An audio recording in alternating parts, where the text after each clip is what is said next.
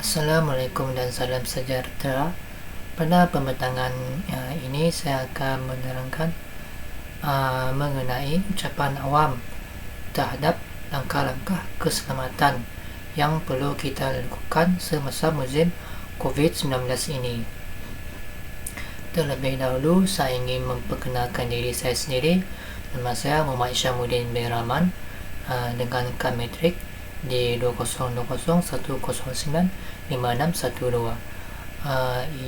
Ijazah sarjana muda teknologi maklumat dari Kumpulan Kuliah Hawaii dengan pensyarah Puan Nusahara binti Mesman. Terlebih dahulu, saya ingin memberitahu tentang sedikit apakah itu COVID-19. COVID-19 merupakan salah satu daripada keluarga virus, iaitu dari MERS-CoV yang mula-mula dikenal pasti di Arab Saudi pada tahun 2019. COVID-19 ini boleh menyebabkan dan menjejaskan saluran pernafasan kita dan boleh menyebabkan beberapa gejala seperti sesama ataupun jangkitan saluran pernafasan. Sebelum berlakunya tahap yang parah, COVID-19 ini akan menunjukkan beberapa simptom seperti sesama, berlakunya masalah pernafasan, batuk dan sebagainya. Jika COVID-19 ini tidak dirawat ataupun diselenggara dengan cara yang betul, ia boleh membawa kepada tahap yang parah, iaitu virus MERS-CoV dan SARS-CoV. Pada tahun 2019, MERS-CoV ini pertama kali dikenal pasti, iaitu di Arab Saudi. Ia boleh menyebabkan demam, batuk dan sesak nafas. Terdapat segelintir penyakit yang cirit-merit dan walaupun ia jarang berlaku. Terdapat juga kes di mana pesakit tidak memiliki sebarang simptom sama sekali, namun mereka disahkan positif jangkitan MERS-CoV melalui ujian khas. Seterusnya, untuk penerangan virus SARS-CoV. Virus ini mula dikesan di Guangdong, iaitu di China pada tahun 2003. Ia telah menjejaskan lebih daripada 8,000 orang. Asal-usul virus ini tidak dapat dikenal pasti. Ia dikatakan bermula disebarkan daripada kelawar kepada kucing.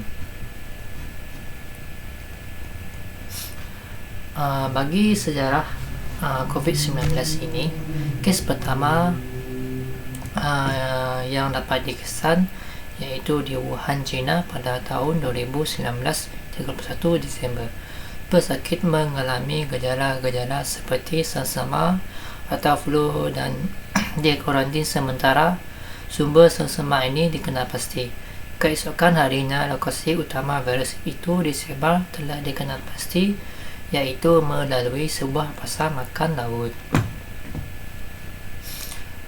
Coronavirus COVID-19 ini mula menyebar sehingga ke benua Asia seperti Malaysia, Korea Selatan, Singapura dan juga termasuk Perancis dan Jerman. Bagi langkah-langkah keselamatan ataupun langkah pencegahan yang perlu kita lakukan semasa COVID-19 ini, yang pertama, kita hendaklah memakai penutup muka.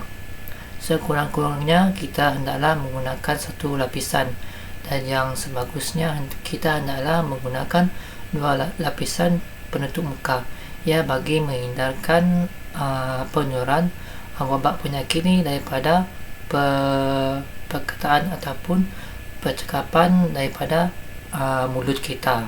Kita tidak dapat pasti ataupun pasti kerana coronavirus ini tidak dapat dikesan melalui mata kasar kita. Langkah yang seterusnya ialah kita hendaklah kerap mencuci tangan kita.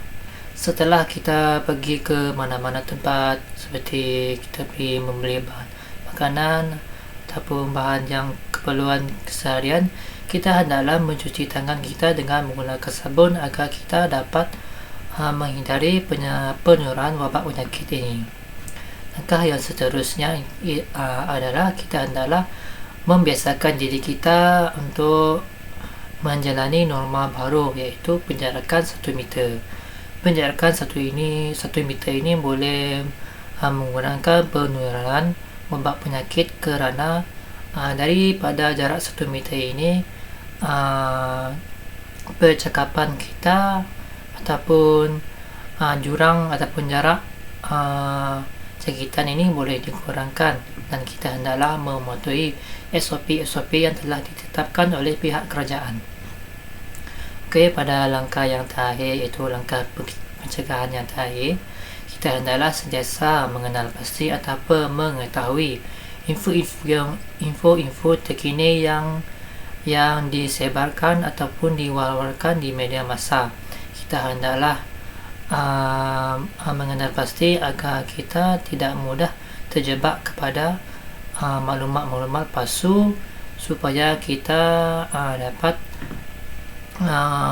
menghindari daripada COVID-19 ini. Dan seperti yang kita sudah pasti, kes COVID-19 ini semakin hari semakin meningkat, dan pada kita masa ini kita telah menjalani satu lockdown, iaitu kita kuarantin selama 14 hari. Dan daripada isu semasa ataupun media-media penularan, kita dapat mengetahui iaitu info terkini terhadap COVID-19. Kita dapat mengetahui kes baru, kes yang sembuh daripada COVID-19, jumlah yang aktif, kawasan-kawasan ataupun taraf yang dikelaskan sebagai kawasan hijau, kuning ataupun merah.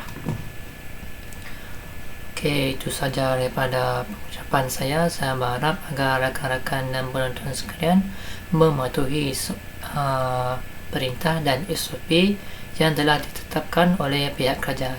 Okey, sekian saja daripada saya. Saya akhiri dengan ucapan wabillahi taufiq wal hidayah.